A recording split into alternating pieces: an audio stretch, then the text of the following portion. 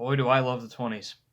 Oh my god, I love it. Just the jazz and all the golden look and the brass and swing dancing and the Great Gatsby. And I'm even making a script that hopefully is going to be into a short film about the 1920s. Oh, movies that came from it. I guess you could say I'm a slut for the 20s.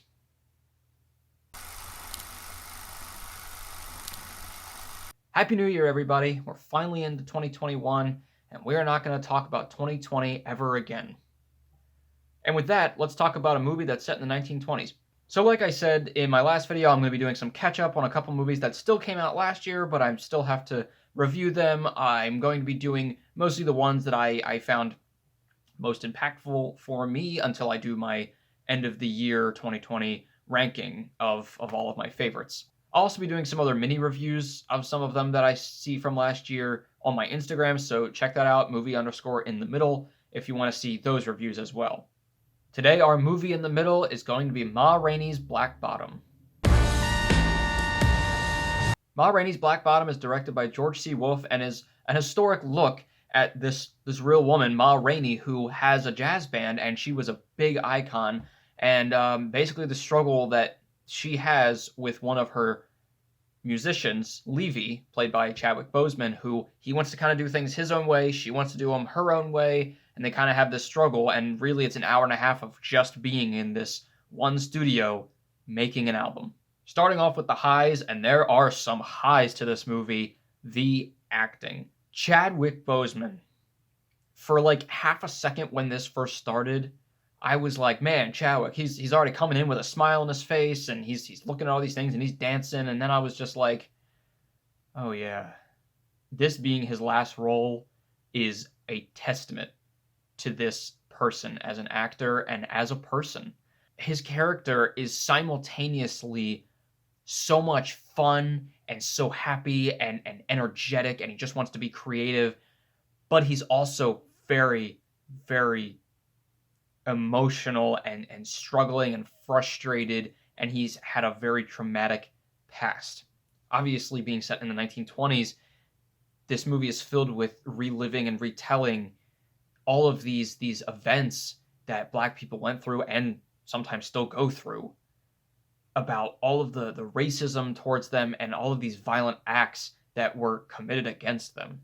And Chadwick Boseman just delivers on all fronts this character who is so much fun, and he's wild. He's like a scene chewer. He's so great.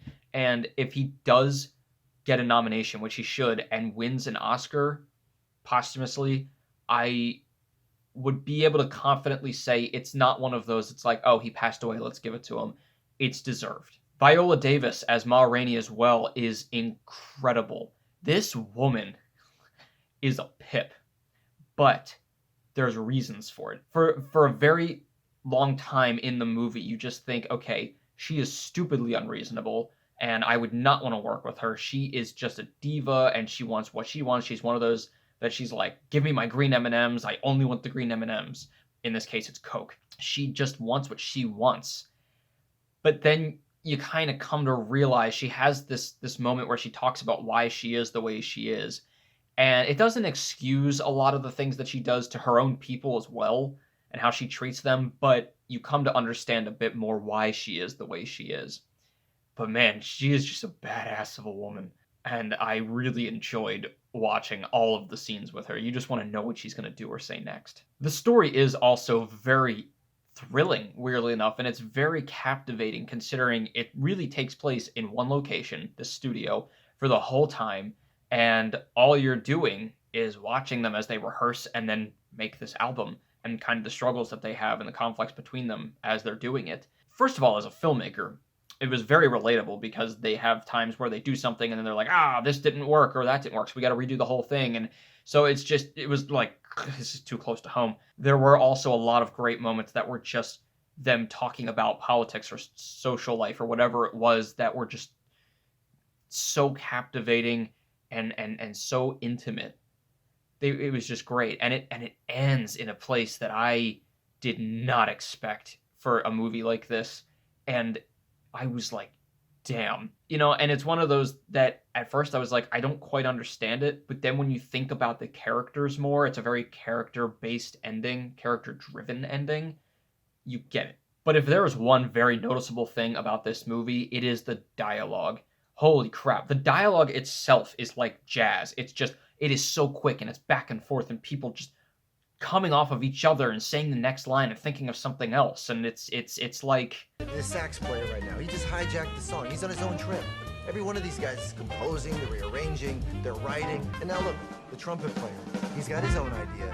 And so it's conflict and it's compromise and it's kind of like the Gilmore Girls scripts actually, because the Gilmore Girls, their lines were so fast and there was so much in them because they just talked back and forth very quickly that an hour-long episode would actually be about 70 or 80 pages, which is like an hour and 20-minute movie's worth of a script for every episode. And I'm assuming that this hour and a half script might have been more than 90 pages because it's just so great. And if you missed something or you didn't understand something, you just had to keep going. You just had to be like, okay, I didn't get that. I didn't hear what he said, but I'm just going to keep going because otherwise you're just going to miss the whole movie. And finally, the other high is the cinematography. It's just gorgeous. It is because it's set in the 1920s, of course, it has that golden look to it. But in the basement where they rehearse, there's not as much of a golden look. There's more of this like grayish white light kind of look, and there's like one stream of light that comes through, and it's just gorgeous. And it just kind of gives that like one ray of hope or one, little bit of light in this darkness kind of look, which was really awesome. In terms of the lows, it does kind of go along with the story and the dialogue, is that it does feel, at least for the first half, I felt it was too quick. It really just went from like moment to moment because there are scenes, but there aren't really like so many scenes as there are moments. And it just kind of felt, I don't want to say maybe Oscar baity, maybe a little bit, but it just felt more so that they didn't earn a lot of the moments in terms of like there weren't as many pauses or moments to go from this to this. So it just kind of felt like we have to have this witty line in here. We have to have this really funny, quick scene in here. And now we got to squeeze in an emotional moment. And now we got to go back to the quick things. And then, hey, let's throw in another really big montage or another big speech, that's really going to be riveting. And it just kind of felt like they were just throwing them in very quickly. I was like, I don't feel like all of them were earned. It does help that Chadwick Boseman's character, Levy, is very sporadic. And he is very spontaneous and goes back and forth from being very energetic and wild to kind of going off the edge a little bit with his emotions. And I think that's the whole reason his character is so energetic all the time, is because he just needs to get all this out. There is one scene I didn't quite understand towards the end with his character in terms of this very, very big speech and talking about religion. And it felt like it kind of came up very quickly, and it was a very powerful, awesome scene. But the message was conflicting. And it might have just been the dialogue was very quick, but I wasn't quite sure his angle on what he was talking about. It was just because the actual words he was saying didn't, for me, match up with what he was trying to convey. So that might have just been a dialogue thing for me, but it doesn't really take away from how awesome this movie is. It does feel like we go from one thing to another, but it doesn't detract from how incredible all of those things are on their own. Ma Rainey's Black Bottom is a simple, one-shot story in one basic location. It's incredible, it's powerful, it's moving. It was just such a good look into one of these little moments in history, and I thoroughly enjoyed watching it. It's one of my favorites of the year. I'm going to give Ma Rainey's Black Bottom a 3.5 out of 4. Ma Rainey is on Netflix. Please go watch it before I do my end of the year ranking, and just in general, you should just go watch it. It's incredible. Definitely before the Oscars, because Chadwick is for sure getting a nomination and possibly a win for this, and he deserves it.